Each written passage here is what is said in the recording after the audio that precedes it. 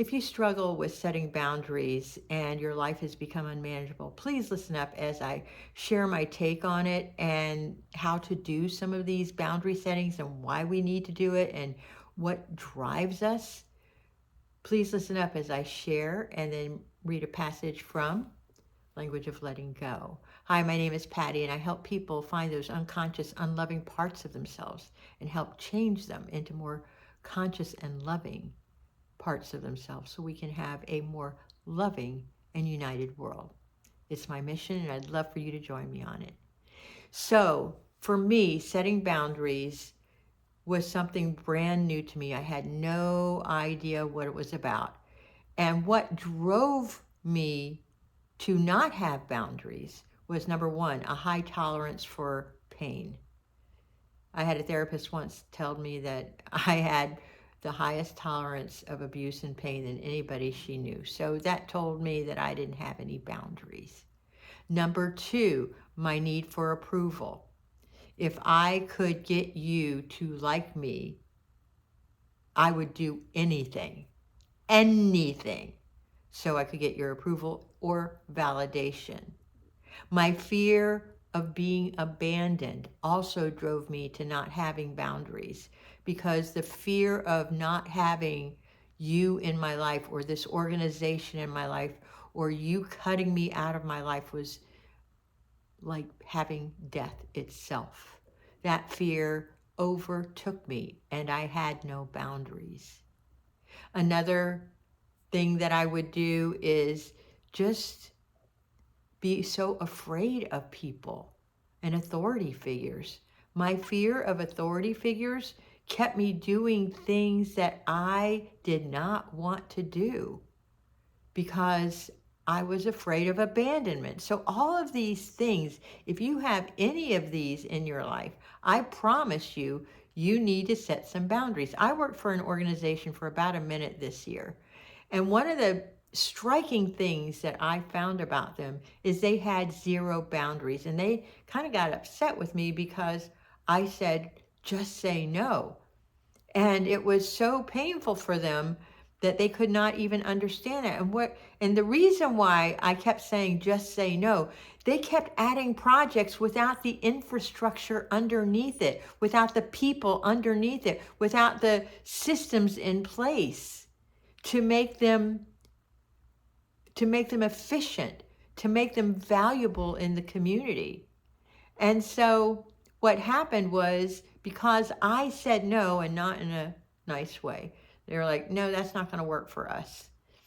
And boundaries are like fences in a way. So it's not about the other person. It's about how to take care of ourselves first.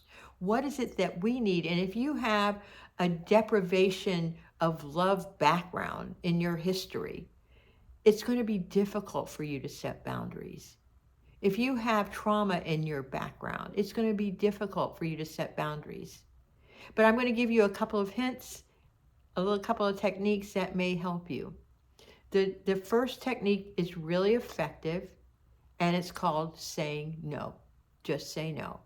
It is so hard for so many of us who have these loving, compassionate hearts that seem to be infinite in giving. But really, all you have to do is say, no, thank you. No, I'm not available. No, I have something else planned.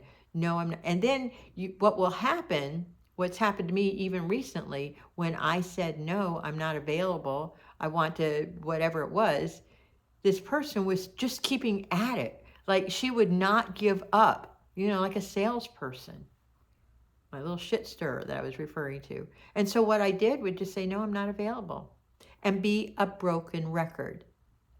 And what happens when you say no? At first, it's really scary because you're used to doing whatever anybody wants.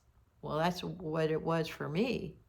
I would give 1,000,000% of myself and have nothing left of myself. Is that you too? The other thing that I would do is like say yes to everything, even though my heart said no, because I wanted your approval so badly. And it's not a way to live. And then there are abusive people in our lives. Some of them are, not everybody, but they can be. And they will just take and take and take. Well, I keep giving and giving and giving. Well, if I say no to stop giving, there's going to be pushback. There's going to be blowback. And how do you deal with that blowback? Sometimes people will leave. Sometimes they will leave permanently, and sometimes they will leave temporarily.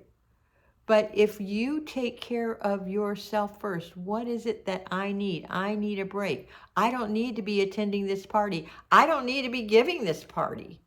I don't need to be going to my in-laws' house because they're a pain in the ass. Whatever that is, say no. You can do it gently, kindly, and from your heart. So I'm going to listen and read. I want you to listen and read as I read from Developing Healthy Tolerance or Setting Boundaries, December 3rd, from the language of letting go. This is a long one, so hold on. Many of us are skilled at denying and discounting what hurts us.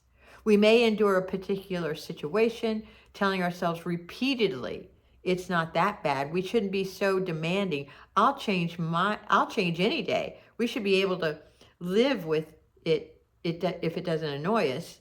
The other person didn't really mean it. It doesn't hurt. Maybe it's just us. We may fight and agree with ourselves about the reality and validity of our pain, our right to feel it, and do something about it. Often we will tolerate too much or so much that we become furious and refuse to tolerate any more. That's been my history. We can learn to develop healthy tolerance. We do that by setting healthy boundaries and trusting ourselves to own our power with people. We can lessen our pain and suffering by validating and paying attention to ourselves. We can work at shortening the time between identifying a need to set a boundary and taking clear, direct action. We aren't crazy. Some behaviors really do bug us. Some behaviors really are inappropriate, annoying, hurtful, or abusive. We don't have to feel guilty about taking care of ourselves once we identify a boundary that needs to be set. Look at the experience as an experiment in owning our power, in establishing new healthy boundaries and limits for ourselves. We don't have to feel guilty or apologize or explain ourselves after we've set a boundary. We can learn to accept the awkwardness and discomfort of setting boundaries with people. We can establish our rights to have these boundaries and these limits. We can give the other person room to have and explore his or her feelings. We can give ourselves room to have our feelings as we struggle to own our power and create good working relationships. Once we can trust our ability to take care of ourselves, we will develop healthy, reasonable tolerance of others. And God, help me begin striving for healthy boundaries and healthy tolerance for myself and others. If you are not good at setting boundaries, that means you haven't had a lot of practice, and setting boundaries is a practice. What I want you to do is I want you to take a look at how you interact with people, your people pleasing, your fear of authority figures, your need for approval, all the things, fear of abandonment, all the things, and look how you interact. And look at the top 3 things you don't want to fucking do and stop doing them. Just try that. And then when you set a boundary, it's going to be really uncomfortable if this is one of the first times you've done it. And all you have to do is say no and then become a broken record. Just do that practice alone. You're going to be on easy street. Just start with one practice of just saying no and be okay with it. And once you get better at it, you can add another boundary. That's what a practice is. If you like this kind of content, please like, subscribe, share with somebody who could use it, because you know there is. I love you.